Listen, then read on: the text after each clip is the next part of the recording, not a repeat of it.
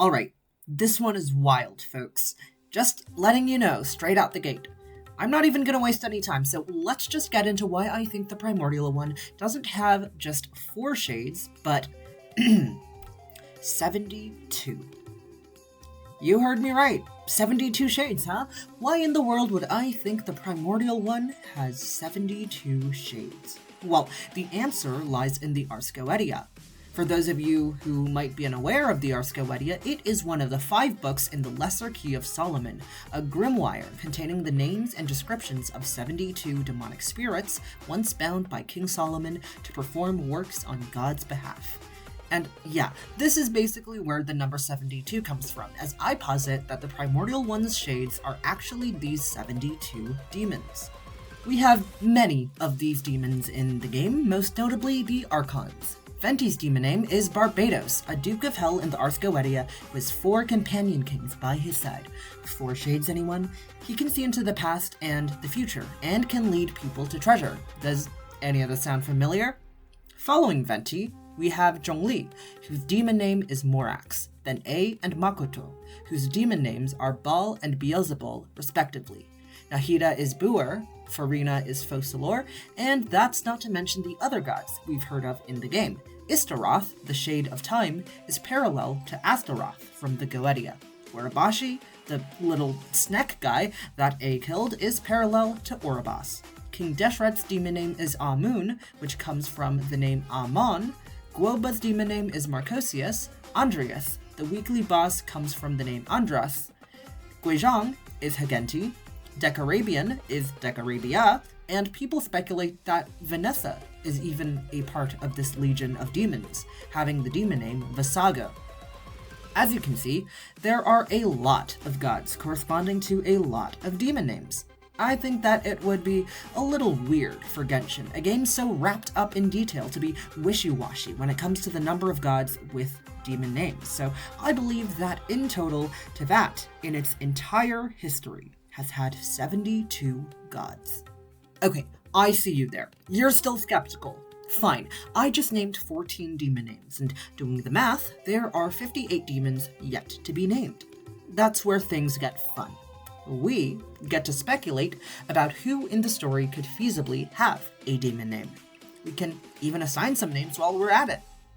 Purely based on how names phonetically sound, at least. Let's do a speed round, shall we? So, first off, we have Nabirius, who in the Ars Goetia is also called Nabirius. We know virtually nothing about him in the game, other than the fact that the heart of Nabirius is an artifact discovered by Albedo and Rhindaughter before Rhindaughter disappeared. Next up, we have Havria, the god of salt, who showed up in Zhongli's first story quest, and she probably correlates with Flaros, who is also called Havris. Then there is the Heavenly Principles. That's right, even the Heavenly Principles have a demon name found in the game files of Genshin Impact, and her name is Asmodee, which correlates with the Ars Goetia name Asmodeus. Oh, by the way, I forgot to mention Paimon. That's right, Paimon, the little fairy who follows us everywhere, is said to be obedient to Lucifer and can reveal all secrets of the earth to the Conjurer. The fact that we have an Ars Goetia demon following us is... I'll just let that one sink in. After that whole mess, well, we kind of ran out of names. And while it would be fun to speculate the names of all the other demons and assign them to potential gods, I'll be honest with you, that's a lot of work, and probably quite fruitless as well. There is a lot of overlap when it comes to these Ars Goetia demons. For example, there is a demon named Asmodeus, but also a demon named Andusius, not to mention Andras, Andromalius, and Andrialphus. The feats that these demons are able to perform also have serious overlap. Raum, Botis, Person, Vine, Barbados, Gusion, Elagos, Berith, Gremory, Flaros, Vasago, Epos, Gap, and Amon can all predict the future. That makes my job very difficult when trying to distinguish between all the demons and who they could be in the world of Genshin. There are some names I can speculate on, such as the Pyro Archon, who might be Beleth, who rides a warhorse and plays music, or Aim, who just sets things on fire. But that's besides the point. Besides the list of demon names I just threw at you all, there may be more gods who have demon names that we are unaware of. The previous Archons definitely have demon names that are different from their modern counterparts. The most obvious example of this is A, or Baal. Her twin Makoto's demon name was Beelzebul, which confirms that the previous incarnations of the Archons have different demon names. An exception might be made for Kusanali and Rukkhadevata, however, as Kusanali is just Rukkhadevata's previous incarnation. However, I still believe that Rukkhadevata has a different demon name because she and Kusanali are technically two separate entities. As for the other Archons, it is confirmed that the current Hydro, Pyro, and Cryo Archons were not the ones who won the Archon War, meaning that at some point they were replaced. That means we have at the very least 5 more demon names to add to our list, representative of the 5 previous Archons, Beelzebul amongst one of them.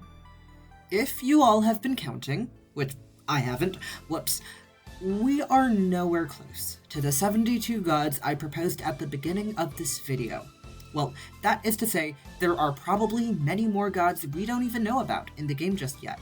We have 3 more nations that we are guaranteed to explore after Fontaine, and perhaps even a Celestia chapter after our shenanigans in Conria. Maybe some characters we have already met or heard about could have demon names as well, and we just don't know it. Besides the previous Archons, a God of Thieves was mentioned in the We Will Be Reunited Archon quest. Osiel, the serpent god that we fought in the Liria Archon quest, could potentially have a demon name alongside his wife, Basht. Then there is Kanaka Patsir, the Thunderbird of Surumi Island. Chingsa of Chingsa Village could have a demon name, and even the god of Hot Pot that Toma seems to be so fond of might even be, not a troll. My point is that there are a lot of gods in Genshin, and many more we do not know much about. And the more we learn about the gods of Genshin, the closer we get to that auspicious number of 72. Well, we know that, at the very least, and if my theory is incorrect, the Primordial One has 4 shades it created to fight the Dragon Sovereigns. This is indisputable. What is up for debate, however, is the mechanics of these shades, and the Primordial One itself. The word shade implies that the beings known as shades are simply just, lesser versions of the Primordial One. That, paired with the fact that we know that a god becomes a less powerful version of themselves after expending lots of energy, suggests a theme: gods creating gods. Think of Rukkhadevata expending her energy to try and remove the forbidden knowledge from Irminsul, creating Kusanali in the process. Going beyond Rukkhadevata, we know that Egeria appointed Focalor to be her replacement after her death, and that Egeria herself was created by the Shade of Life. There's this sort of family tree that starts to become apparent as you look into the gods of Genshin. Venti was originally known as a single thread of the 1,000 Winds, which is what Istaroth's moniker is, suggesting that, in a sense, Venti was created, or at least descended, from Istaroth. Think of this a bit like mitosis. Perhaps the Primordial One split himself into 4 shades, these being the shades of time, life, and 2 unknown ones speculated to be the shades of death and void.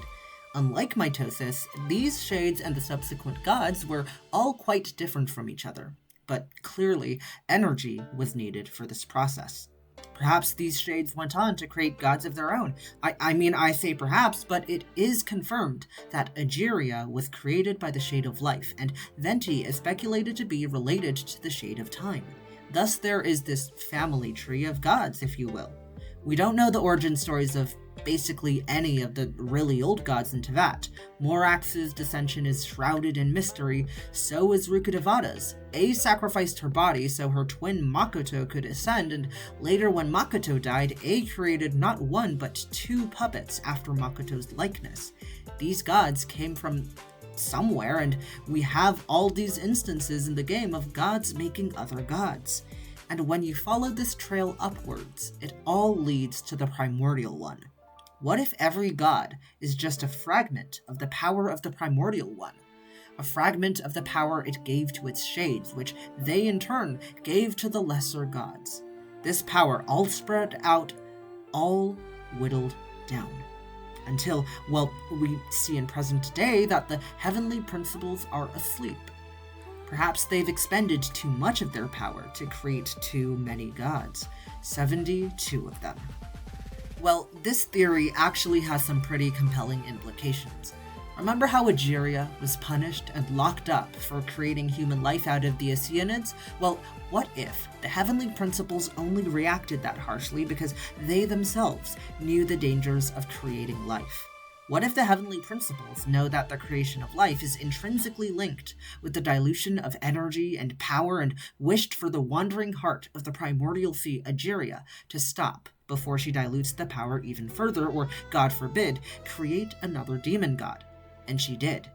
She bestowed her powers onto one of her Oceanid companions, Farina, and so did Rukkhadevata with Kusanali, and so did A with Makoto, and vice versa. In all of these examples, a sense of loss is felt, a loss of power and energy as the gods wound up in situations where they all died, a loss of authority.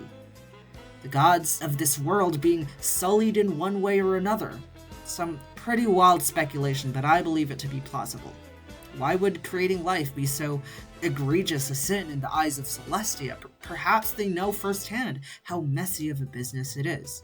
Perhaps the Primordial One sinned itself in the first place when first splintering his power among his shades. Those shades created more demon gods, and things got out of hand as their numbers grew. He couldn't keep a leash on all of them, or control them at all times. And that is why there needs to be a culling, an Archon War, if you will.